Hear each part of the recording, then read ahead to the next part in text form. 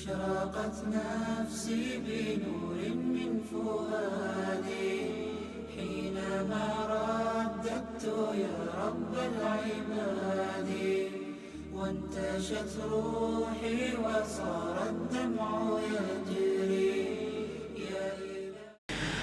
سلمان، اب تمہیں کسی عیسائی راہب کی تلاش کرنے کی بجائے جاؤ اور نبی کریم صلی اللہ علیہ وآلہ وسلم کی تلاش میں نکل جاؤ. حضرت سلمان فارسی اور متوجہ ہوئے اور وہ پوچھنے لگے کہ ان کی نشانیاں کیا ہوگی. تو عیسائی راہب نے یہ بتایا کہ ہماری گزشتہ کتابوں میں یہ لکھا ہوا ہے کہ وہ کھجوروں والی سرزمین پر آئیں گے، گویا کہ مدینہ منورہ میں تشریف لائیں گے. سلمان اسی مدینہ منورہ کی سرزمین پر جا کر ان سے ملاقات کرنا، ان پر ایمان لے آنا، اور میں بتاؤں کہ 3 نشانیاں ان میں تلاش کرنا. نمبر 1، وہ صدقہ قبول نہیں کریں گے. نمبر 2، ہدیہ وہ قبول کر لیں گے. اور نمبر 3، وہ ان کے دونوں کندھوں کے درمیان مہر نبوت ہو. سلمان، یہ 3 نشانیاں ان میں دیکھنا، اگر پائی جائیں تو وہ اللہ کے سچے نبی ہوں گے، آخری نبی ہوں گے. بس انہی کے قدموں میں زندگی کو گزار دینا.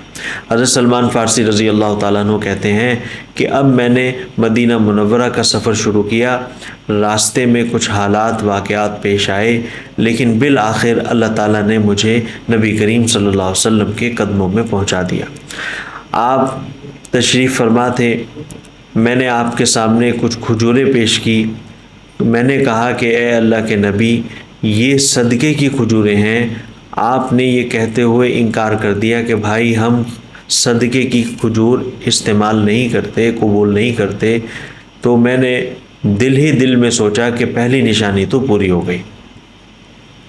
اب میں اگلے دن پھر کچھ کھجوریں ساتھ لے کر نبی کریم صلی اللہ علیہ وسلم کی خدمت میں حاضر ہوا. میں نے عرض کیا اللہ کے نبی، آپ کے لیے ہدیہ لایا ہوں.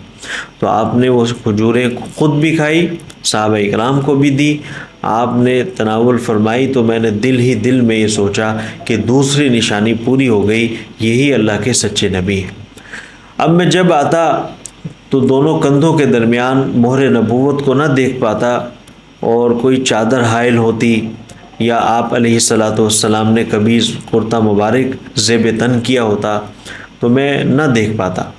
ایک دن معلوم ہوا کہ آپ علیہ الصلاۃ والسلام کسی مسلمان کی تدفین کے لیے، کسی صحابی رسول کی تدفین کے لیے قبرستان کی طرف روانہ ہوئے ہیں.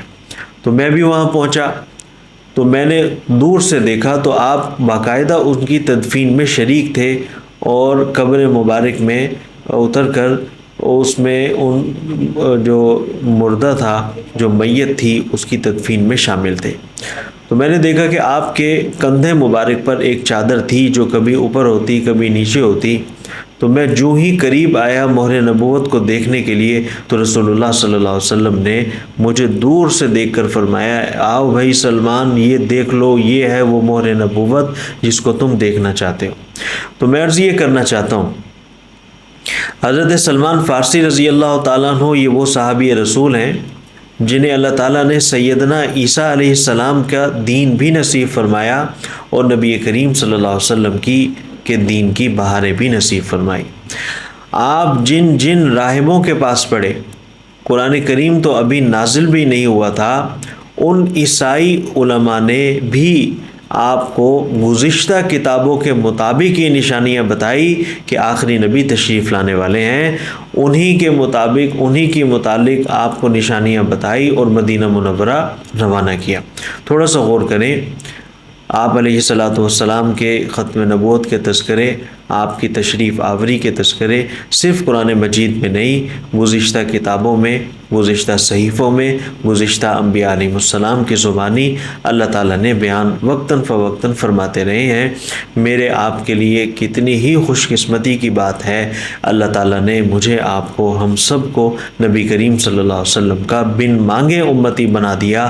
اللہ تعالیٰ مجھے، آپ کو نبی کریم صلی اللہ علیہ وسلم کی ختم نبوت کے لیے ہر وقت اپنی جان، مال، سب کچھ، آل اولاد قربان کرنے کی توفیق عطا فرمائے. وآخر دعوانا ان الحمد للہ رب العالمین.